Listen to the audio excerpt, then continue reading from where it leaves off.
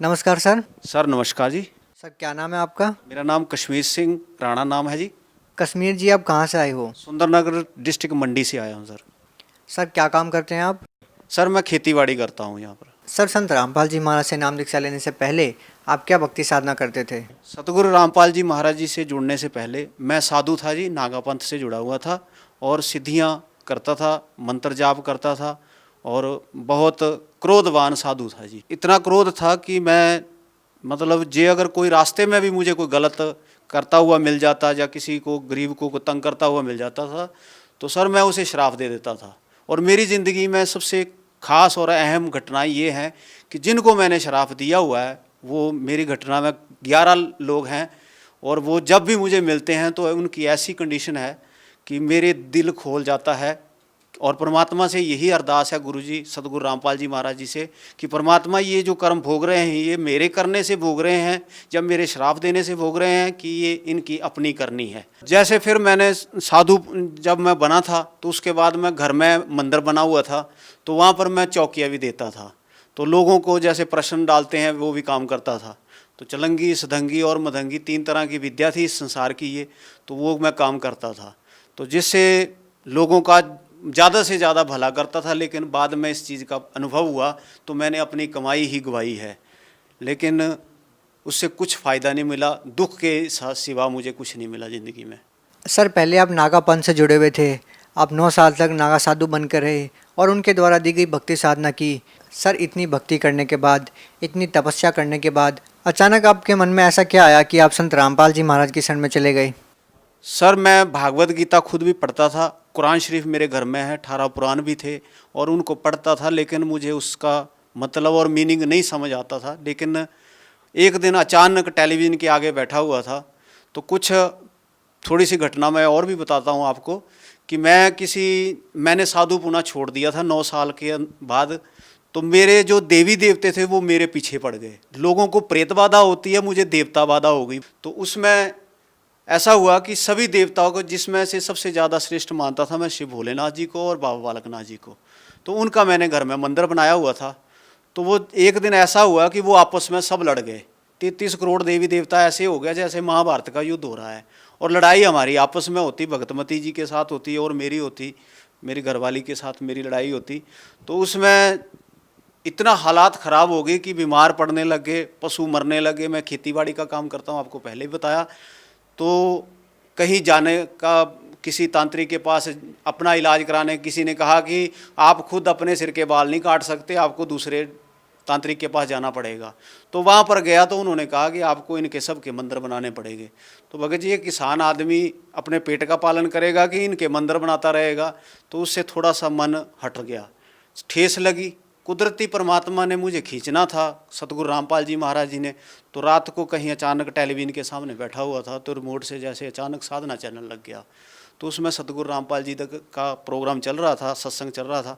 तो सुनते सुनते मैंने भागवत गीता और ज़्यादातर उस दिन उन्होंने देवी भागवत पुराण के बारे में बता रहे थे। तो मैंने उसको जब मिलान किया तो मेरे कलेजे के चिथड़े उड़ गए भी ये ज्ञान कहाँ से आ गया। और उसको सुनते सुनते ऐसी गंदी आत्मा भी था कि सत्संग भी सुनता था लेकिन हाथ में बीड़ी थी और यही स्मोकिंग करता था। और 1 साल तक मैंने सत्संग उनका सुना।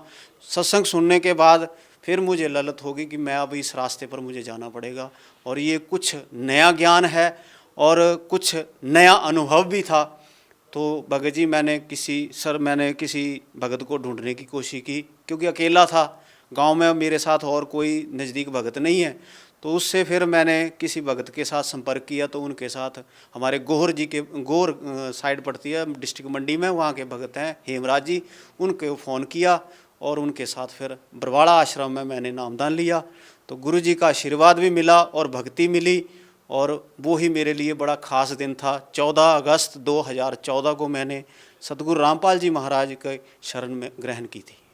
सर जैसे कि पहले खुद आप एक साधु थे, नागा पंथ से जुड़े हुए थे और उनके द्वारा दी गई भक्ति आप कर रहे थे और 9 साल तक आपने बड़ी तपस्या की, खूब साधना की। संत रामपाल जी महाराज के प्रवचन सुने। तो सर आपको संत रामपाल जी महाराज के प्रवचनों में, सत्संगों में ऐसा क्या लगा कि आपने एकदम इतने साल से करते आ रहे साधना को छोड़कर संत रामपाल जी महाराज की शरण में आ गए? आपको ऐसी उनकी कौन सी बात अच्छी लगी? सर भागवत गीता जो हम पढ़ते थे सतगुरु रामपाल जी महाराज जी के सत्संग सुनने के बाद, जिस वक्त हमने भागवत गीता हम पढ़ते थे, 15वें अध्याय का पहला श्लोक पढ़ते थे, पीपल का वृक्ष, ये संसार एक पीपल का वृक्ष है, लेकिन पढ़ते तो जरूर थे लेकिन करते नहीं थे। सर उसके बारे में हमें नॉलेज ही नहीं आती थी, क्योंकि गुरु के बिना ज्ञान नहीं होता था। जो गुरु हमने पहले बनाए थे वो चेला चलंगी करते थे, उसमें आप सभी जानते हैं कि इसमें तांत्रिक तमोगुनी काम चलते हैं, तो वो मैं करता नहीं था। काम शुद्धि था, जो भी था वे जैसा भी था परमात्मा ने अपनी तरफ खींचना था। तो तड़फ तो भक्ति की थी, भगवान की थी, लेकिन मालिक के साथ जुड़े, अच्छा ज्ञान लगा, तो इसलिए हम परमात्मा के साथ जुड़ गए। सर गीता का ज्ञान तो बहुत सारे धर्मगुरु देते हैं, आपको संत रामपाल जी महाराज के ज्ञान में ऐसी क्या भिन्नता नजर आई?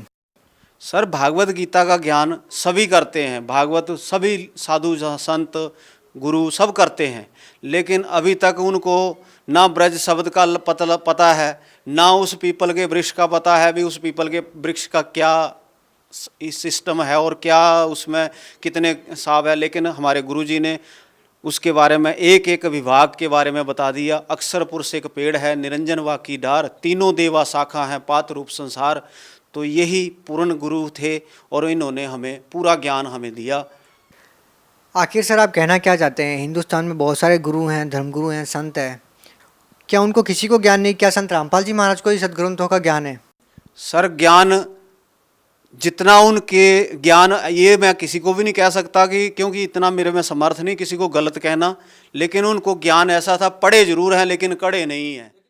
सर संत रामपाल जी महाराज तो साफ साफ मना करते हैं कि मेरे अलावा किसी के पास ऐसा ज्ञान नहीं है। सर ज्ञान ऐसा है, उनके पास जो ज्ञान है, लेकिन पढ़ाई की है, लेकिन उनको असली ज्ञान का पता नहीं है। हमारे गुरुजी ने जैसे एक दही में से मक्खन निकाल दिया है, वो ज्ञान हमारे गुरुजी ने एक नया ज्ञान जो है सामने लाए हैं। सर मैं आपसे ये पूछना चाहता हूँ कि संत रामपाल जी महाराज के शरण में जाने के बाद आपको क्या लाभ मिले? सर मुझे सबसे पहला तो ये है कि ये जो देवता का महाभारत युद्ध होता था उससे निजात मिल गई। मैंने उनको जैसे भी नामदान लिया और जल प्रवाहित कर दिया गुरुजी की आज्ञा से। और सबसे मेन और सबसे खास मुझे जो फ़ायदा हुआ वो मेरी भगतमती जी को जीवन दान दिया गुरुजी ने। ये सबसे अहम मेरे लिए बहुत बड़ी खास। क्या घटना हुई थी, वो कैसे हुआ? मैं खेत में टमाटर लगा रहे थे, टमाटर लगाते वक्त मेरी भगतमती और मैं दोनों ही हिमाचल में रहते हैं। भगत जी एक बात और भी बताता हूँ कि मैं होशियारपुर में, मेरे बच्चे वहाँ पर पढ़ते हैं, पिताजी एयरफोर्स की नौकरी करते थे, वहाँ भी थोड़ी बहुत ही ज़मीन है, दुकान करते हैं, तो इसलिए थोड़ा सा यहाँ पर हिमाचल में भी हमारे दादाजी की पुरानी ज़मीन पड़ी हुई थी, तो मैं यहाँ पर काम करने के लिए पंजाब से यहाँ आ गया। तो कुछ समय के बाद ऐसा हुआ कि मैंने खेती बाड़ी में टमाटर लगाए हुए थे, तो टमाटर के डंडे गाड़ रहा था, गाड़ते गाड़ते भगतमती जी को सूखी उल्टी आई और भगतमती ख़त्म हो गई। उसका एक छोटा सा उदाहरण मैं पहले देता हूँ कि मैंने आपको पहले बोला कि मैं चौकियाँ देता था, प्रश्न डालता था। तो जिस वक्त मेरी आज से कोई 14 साल पहले अपनी भगतमती के साथ मेरी शादी हुई थी, तो मैंने भगतमती को शादी से दूसरे तीसरे दिन उसको प्रश्न कर दिया था कि आपकी मौत जो है 33 से 34 साल की उम्र में आप ख़त्म हो जाओगे, आपकी आयु ही इतनी है। लेकिन मैं उस भविष्यवाणी मैंने की थी, तो इसलिए उस भविष्यवाणी के कारण मुझे उस वक्त झटका लगा कि जिस वक्त वो बिल्कुल डेड, उसकी श्वास नाली ख़त्म, श्वास नहीं चल रहा था और रंग बिल्कुल पीला हो गया। और कुदरती ऐसी बात थी कि उस दिन बारिश का मौसम था, हिमाचल की बात है, आप सब लोग जानते हैं कि अगर 2-3 घंटे अगर बारिश पड़ जाए तो पहाड़ी इलाके में धुंध पड़ जाती है ठंड के कारण, टेम्परेचर डाउन होने के कारण। तो उसमें सबसे बड़ा दुख मुझे उस वक्त ऐसा हो रहा था, झटका, कि ये जो गाँव के लोग हैं मुझे मार देंगे, क्योंकि मैंने इनके सामने अपने मंदिर के जो देवी देवता थे वो मैंने सारे जल प्रवाहित किए थे और इन लोगों ने मेरा को जिंदा ही जला देना था, क्योंकि हमारे रीति रिवाज में, हिमाचल के रिवाज में देवी देवताओं को कुछ खास मानते हैं। तो उस खास वजह से मुझे रोना आ गया। लेकिन उससे पहले ऐसा था कि मैं गुरुजी के, परमात्मा जी से, संत गुरु रामपाल जी महाराज जी से मैं जुड़ चुका था। तो मैंने आपका लास्ट नंबर जो साधना चैनल में प्रोग्राम आता है गुरुजी का, उसमें 41 नंबर लास्ट है, उसमें मैंने फ़ोन किया, तो आगे से भगत जी को मैंने मेरा तो रोना निकल रहा था भगत जी, बता नहीं सकता। लेकिन मैंने प्रार्थना लगाई कि गुरुजी ऐसा ऐसा हो गया है। तो उन्होंने, भगत जी ने मेरी प्रार्थना जो गुरुजी के तक पहुंचाई।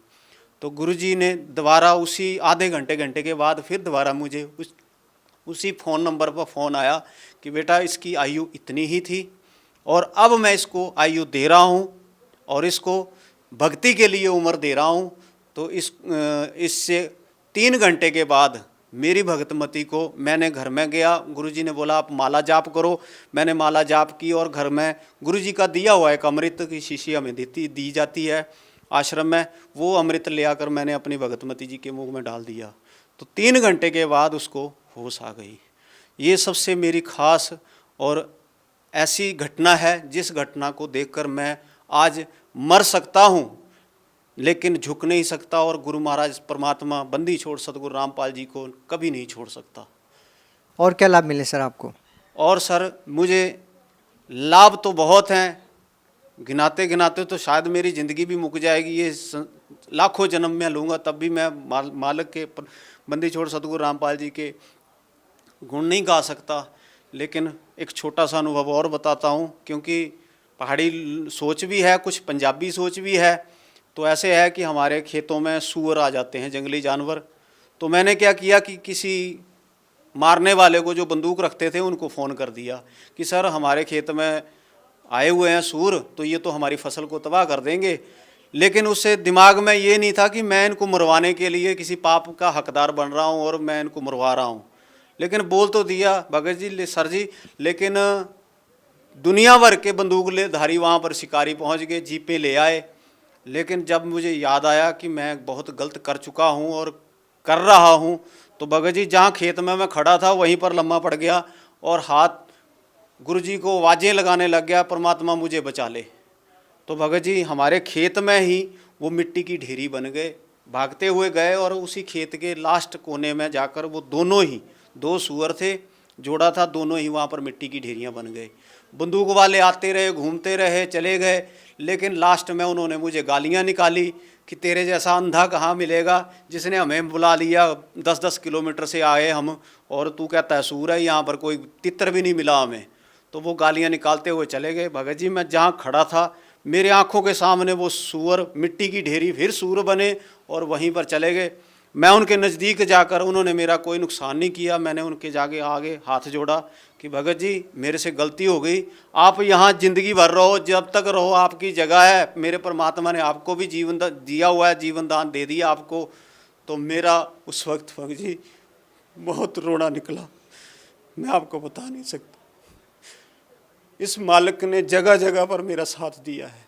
भगत जी एक गरीब आदमी और एक किसान आदमी के पास कितना धन दौलत होता है हर आदमी को पता है। बहुत मेहनत करता हूँ, एक बैल से ज़्यादा मेहनत करता हूँ मैं, लेकिन इस मालिक ने मुझे कभी भी कमी नहीं दी। कभी कभी तो ऐसा भी हो जाता है, मैं डरता हूँ अगर लोगों को भी बताऊँ, शायद अगले मजाक समझे, गरीबी का मजाक उड़ता है आज संसार में।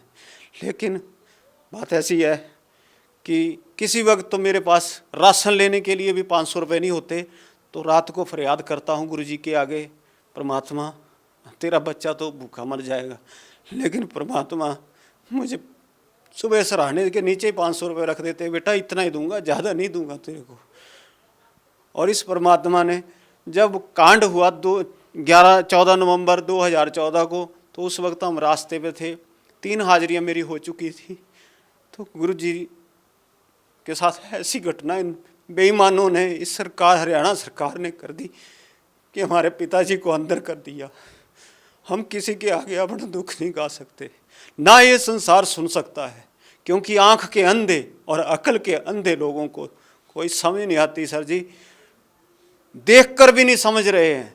सर जैसा कि आपने बताया कि आपकी पत्नी को संत रामपाल जी महाराज ने जीवन दान दिया है, और भी अन्य संतों के जो श्रद्धालु हैं, भगत हैं, जो अन्य देवी देवताओं की पूजा करते हैं, उनके साथ भी ऐसी बहुत सारी आकस्मिक घटनाएं घट जाती है। उनको जीवन दान नहीं मिल पाता, वो भी बहुत फरियाद करते हैं अपने गुरु से, अपने भगवान से। और आपने संत रामपाल जी महाराज को याद किया और आपके पत्नी की जीवन रक्षा हुई। इस बारे में आप क्या कहना चाहेंगे?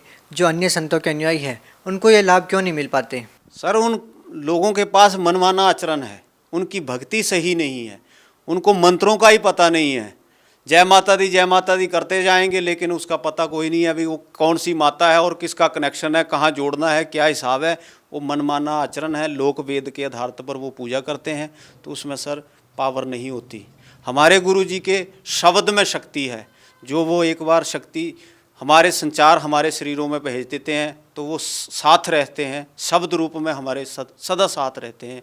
सर संत रामपाल जी महाराज जी, जिनको आप परमात्मा बोलते हैं, जिन्होंने आपकी पत्नी की रक्षा की और आपको सूरों की हत्या के पाप से बचाया, एक ऐसे संत पर बहुत सारे आरोप लगते हैं और उनको जेल में डाल दिया जाता है। और बहुत सारे लोगों का ये कहना है कि उनके अनुयायियों का अभी भी हिसार में जाना या उनके दर्शनार्थ जाना एक अंधविश्वास है। आज भी जो लोग उनसे जुड़े हुए हैं वो एक अंधभक्ति के तहत जुड़े हुए हैं। आप इस बारे में क्या कहना चाहेंगे? सर अंधभक्ति के आधार पर नहीं जुड़े हुए हैं। गुरुजी को जेल में गए हुए 14 नवंबर 2014 से गुरुजी अंदर हैं, लेकिन उसके बावजूद भी आज लाखों करोड़ों भगत परमात्मा के साथ जुड़ चुके हैं। लेकिन ये लोग सोच रहे हैं कि संत रामपाल जी महाराज अंदर हैं, इनका काम फ्लॉप हो गया है और ये कुछ नहीं चल रहा है। लेकिन इन लोगों को ये नहीं पता कि आज करोड़ों अरबों के हिसाब से अमेरिका, इजराइल, पाकिस्तान, हर जगह जगह पर कोऑर्डिनेटर नामदान स्थल खुले हुए हैं और भगत जुड़ रहे हैं, दिन रात जुड़ रहे हैं और भागे दौड़े जा रहे हैं, परमात्मा के साथ जुड़ रहे हैं। सर, जो श्रद्धालु संत रामपाल जी महाराज से आज जुड़ना चाहते हैं उनके लिए क्या व्यवस्था की गई है?